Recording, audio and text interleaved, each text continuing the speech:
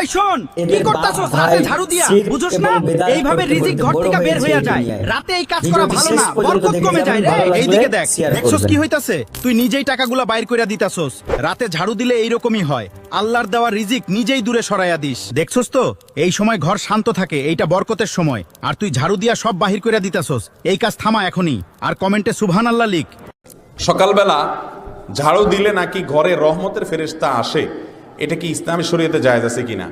ফেরেশতার সাথে ঝাড়ুর কোনো সম্পর্ক নাই। ঘরে ময়লা আবর্জনা থাকলে আপনি ঝাড়ু দিবেন, দিনেও দিতে পারেন, সন্ধ্যাও দিতে পারেন, রাতেও দিতে পারেন। অনেক সময় মহিলারা বলে যে রাতে কি দিতে হয় না, ঝাড়ু দিতে হয় না। এটা হাদিসে আছে, এটা ঠিক, রাতে ঝাড়ু দিতে হয় না। তবে এটা রাসূলের হাদিস না, এটা হলো মহিলাদের হাদিস, হাদিসুন নিসা। কথা বুঝে আসছে? আমাদের মা খালারা, মা চাচিরা অনেক সময় বলে যে রাত্রে ঝাড়ু দিতে হয় না, প্লেট ধুইয়া পানি রাত্রে বের করতে হয় না। এগুলো সব মন গড়া কথাবার্তা।